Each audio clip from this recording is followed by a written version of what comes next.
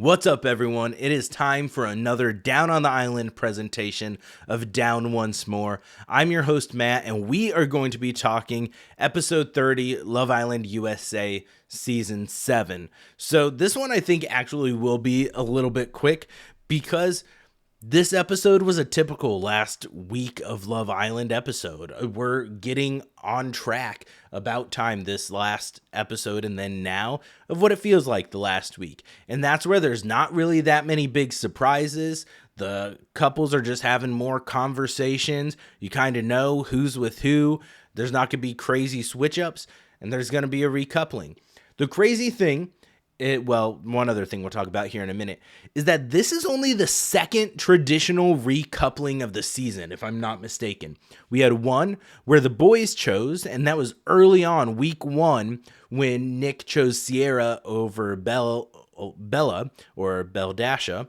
And then where they said, I want to couple up with this girl because of this. Everyone since then has been tied to some kind of game. We've had other recouplings, but we had the door thing.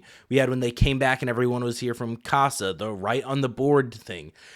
It's been some kind of gimmick tied to it. This was only the second traditional one and the first one that the girls have spoken. If I'm not mistaken, there could be one slipping my memory, but that is wild to be 30 episodes into a season. Granted, 5 of those were after Sons, but still, to only have 2 traditional recouplings at this point is crazy. And there have been 2 dates total, too, besides the one where all the bombshells won dates with their new couples. There was Jeremiah and Huda earlier, and Nick and Cierra, which is crazy. And it's been disastrous for both of those couples because, as was announced tonight by Ian, Cierra has left the villa due to a personal situation. Now, I mentioned it, and Nick is officially single. I mentioned it in the last pod. Old Instagram posts, TikToks from Cierra have resurfaced using a racial slur, wondering if the producers were going to keep consistent with what they did with Yulissa early in the season. That was episode 2, and that Cierra would be dumped from the villa like they did Yulissa, or because if they were going to show favoritism because she's the one person who is in the only couple that has said they are closed off. They didn't. She's gone.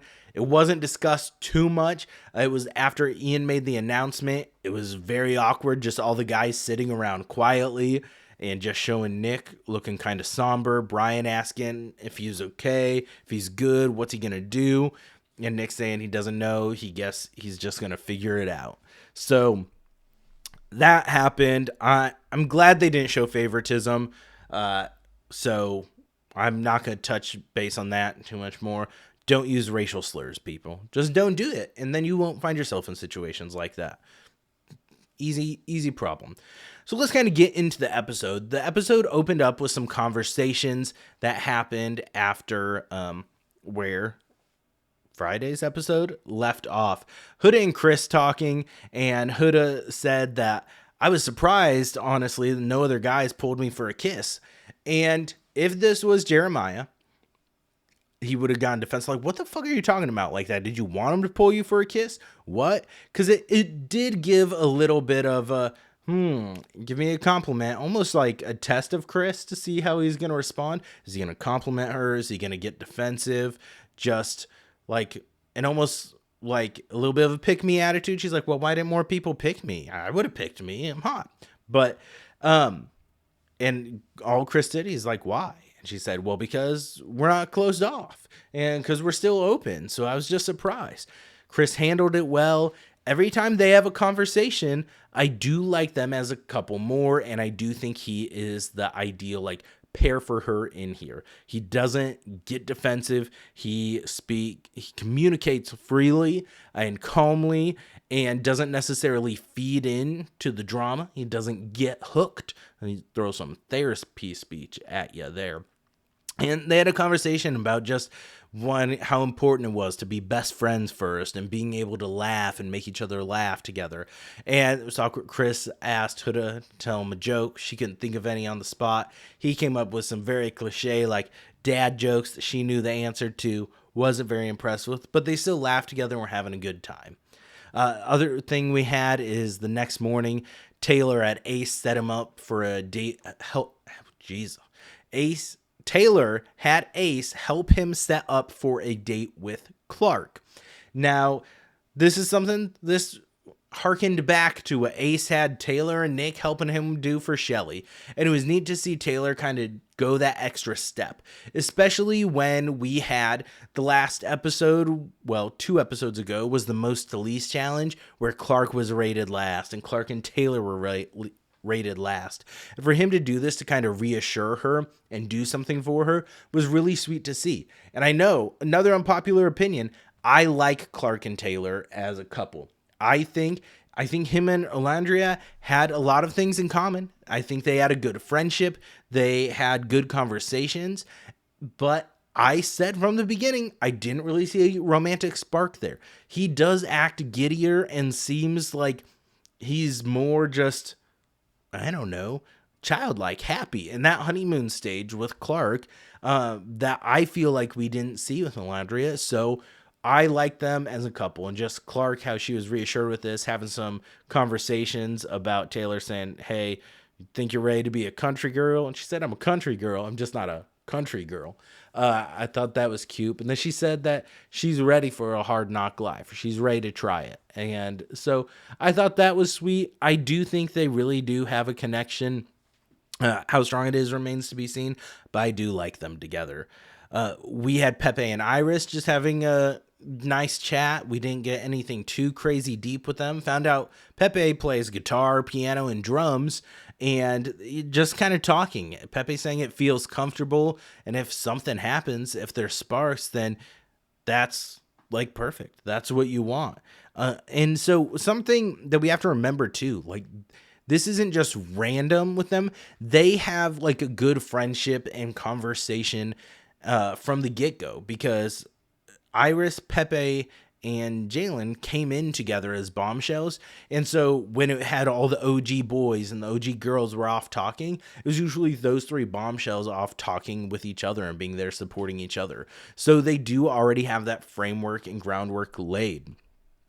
Amaya and Brian, they talked again. Their conversation just seems natural and going back and forth. I really do like their chemistry, and I'm hoping that he is being genuine and not just seeing, oh, America rated her the highest, I want to hitch my wagon to her. I don't think that's what it is, because during the Stand on Business challenge, he was the only one that we saw speaking up and defending her. And Amaya's really said how important that is to her when she's thinking about Brian as well. So I do really like that he's supporting her, saying she needs to be herself, and kind of defending her, even though she doesn't necessarily need it. She can defend herself, but having someone else help you not feel like you're on an island is very important. Now, other things tied to Amaya, we're going to talk about that. Elon pulled her for chats. Their conversation seemed natural too, and I do think they had some chemistry. I just feel like her and Brian have more in common and gel better. But I did like Elon in this conversation. Elon has grown on me some as the episodes go. He looks a little bit like Aaron Taylor Johnson sometimes when he has his hair slicked back. The hair slicked back and mustache. That's it, really. But then we had Zach Polder. I didn't love that. They've had conversations. Maybe he's genuine, saying, hey, you're the person that I fuck with the most. I feel like I have the strongest connection. And so I hope you can forgive me. I want to move past things. And am I being like, yeah, that book, we threw it into the ocean. We're in a new book now. I like all of Amaya's things. She almost always speaks in some kind of like cliche or saying, and it's cute. It's cute to see. But Zach's not it. He just isn't. How he didn't support her, how he piled on, how he tried to defend it, and he tried to like flip it on her some during their conversations. And the last conversation, she said she didn't want to ever fucking see him or talk to him again. And now she's saying she's still open to exploring things with him. So, didn't love that. But Ace and Shelly had a conversation, and they're getting deeper with their relationship, their connection, still not closed off, but started talking more about like their history, how they were raised, how they grew up, what that was like for them. And just being vulnerable and honest with each other is important. I think that's the deepest conversation we've seen between a couple so far this season. Usually we're getting that as the season goes, but because this season has just been so chaotic and there haven't really been any strong couples, we haven't gotten that. Like I said, for people who are saying this episode and last one were more boring, I get it. I'm here for the drama too, but this is usually what it's like the last week and a half of Love Island. There's some fun challenges. People are just having some conversations with each other, but there's no fireworks. There's nothing crazy. There's no mass switch ups. It's just, it's about these relationships getting deeper. And so this was a traditional one. And we saw Nick and Alondria having conversations. Now that Cierra's gone, talking, and Alondria said that whatever he needs, she wants to be able to help him. Nick saying he feels like she always has his back, and he just feels like he can trust her and is safe, and she's always been there and feels like she's a good friend. I hope this is genuine. I was never fully on the Nick and Alondria train like everyone else was. They're shipping it from the beginning. I think Nick is good at saying what needs to be said and making people feel special and like they have a connection. Whether it's always genuine, I don't know that I believe. We saw when they were coupled up before, granted, it was still when Alondria was still had the kind of drama with Taylor and trying to Willie choose Alondria or Clark, everything with that. And it was when Cierra was coming back in as well. And Alondria knew that, and so she wasn't really open to it. They had Cierra in the back of their mind. Now Cierra's removed. If we want to go full-on conspiracy theory, it would be that why was Ulysses' stuff dug up in 2 days? No one dug up Cierra's stuff until now. People have been shipping Nick and Alondria, and now this sets up Nick and Alondria perfectly without Cierra being there. That would be if we want to be full conspiracy and think they would go that far, someone would to Photoshop and set someone up and frame them for using a racial slur, which I sure as fuck hope no one would do that. But Nick and Alondria having conversations, once they started talking, I knew where this was headed. I had my prediction from the first look, because the first look didn't show Cierra at all. We didn't see Nick at all. I assumed he was still there. And then at the end, when it was Amaya having to choose between Zach, Elan, and Brian standing up there, people were saying, well, no, it's because Alondria still has to go. Amaya's not the last. That's why there's 3 up there. From that minute, I'm not even kidding you. From that minute, I'm like, nope, Cierra's gone. Alondria chose Nick. This is the final 3. It's down to Amaya. And what do you know? I was right. Nick had a conversation with Alondria before the recoupling too, and how he framed it, again, maybe genuine, but he's like, yeah, I feel like we've had each other's backs since the beginning, and I hope we can continue to have each other's backs. Almost felt like guilting Alondria into it a little bit, which felt gross to me. I hope they're actually willing to explore a connection with each other, and it's not just, hey, we're friends, like, you're my buddy, I can confide in you, I like having someone here, and I want to spend more time with you just hanging out.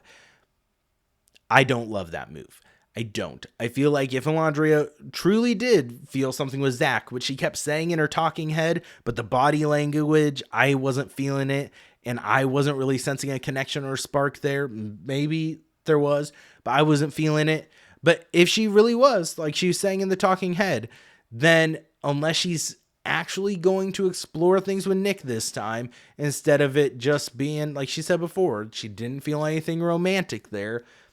If it wasn't Taylor and Cierra holding him back and she's going to explore, then great, awesome. If not, you should have let Nick leave and choose Zach. Even though I don't like Zach, but whatever. If you feel a connection there, explore that.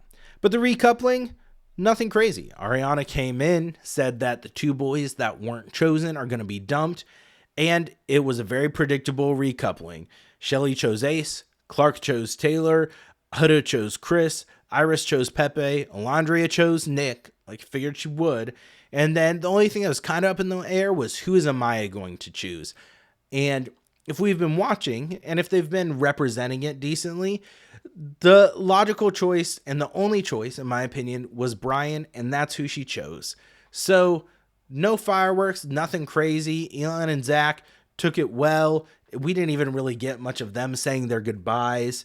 They packed up, left the villa, and then we had the girls all talking about how it was great that a lot of the conversations and a lot of the relationships now all started off as friends first, because they did. Iris and Pepe were friends. They weren't coupled up. Alondria and Nick now, they were friends, weren't coupled up. Shelly and Ace, kind of friends, but they were basically coupled up from the beginning. And so a lot of it started at friends, and now they're in a couple, which is how a lot of, I feel like, good relationships and couples work. So we might be getting now where it is a little closer for who can build their relationship faster going into the next week. We have Alondria and Nick then. We're talking on the pier, having conversations with each other, saying it's crazy how it seems like how with the Casa thing, it put us together. And now with this, that we're together, then maybe it's a sign. Alondria is saying in the talking head, maybe it's been Nick all along the whole time and the signs are there and she's going to give it her all this time. So that's how we left off. Is she going to give it her all? It remains to be seen. There is a vote tonight for who your favorite couple is. Here's the thing. I really like Iris and Pepe, mainly because I like Pepe. Shelly and Ace, they got deeper this episode. Huda and Chris, I like now it's, I don't love any of the couples, but I like most of them. I'm going to be honest. I'm probably going to vote for Taylor and Clark again, just because I feel like they're not going to get a lot of love from America and from the vote. And I do feel like they have a connection there and deserve to explore it more. So that's probably where my vote's going to go. I'm recording this before I've cast it. So let me know who you voted for, who your favorite couple is in the comments, what you thought of this episode. Do you think there's going to be any more bombshells? Usually they do drop one in the last week or so. I don't know that I necessarily want to see it.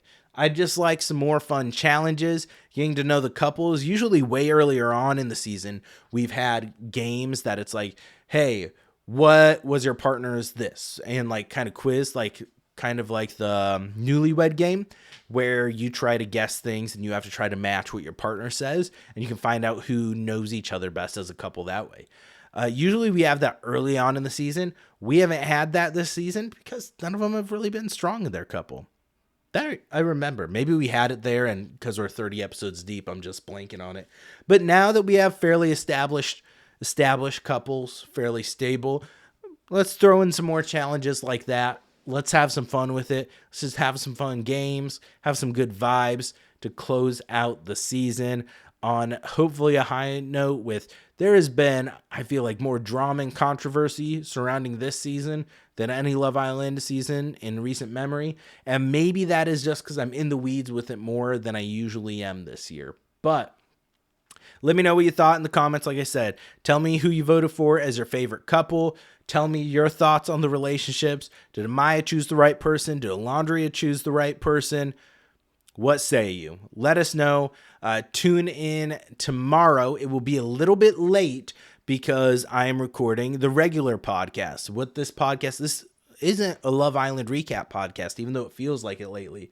This is a musical podcast, primarily in pop culture. It really just is Matt's passions, is what it is. So recap The Last of Us. I'm recapping Love Island. I recap House of the Dragon, but usually musicals are at the core and the theme. So got to record some of the actual podcast content tomorrow with Brad, and one of the times he's available. So we are going to be doing a Last 5 Years revisited episode. Brad watched it for the first time. And then we are going to be reviewing Sinners for our July movie coming out at the end of the month. So recording will be happening tomorrow. So that means my Love Island watching will happen later. Recap will be out later. But thank you all. Follow, subscribe, turn on notifications. You'll know as soon as it's live. Audio versions, if you're watching this and you prefer listening to audio, Sorry, it just makes sense then to clog up that feed. That audio will be all of these grouped together, and I'll drop that on Saturday. So if you don't want to watch After Sun, you can listen to audio versions of this. But thank you all. Love you all. Like, comment, share, subscribe, follow, all that fun stuff. And don't forget to go down once more. Later.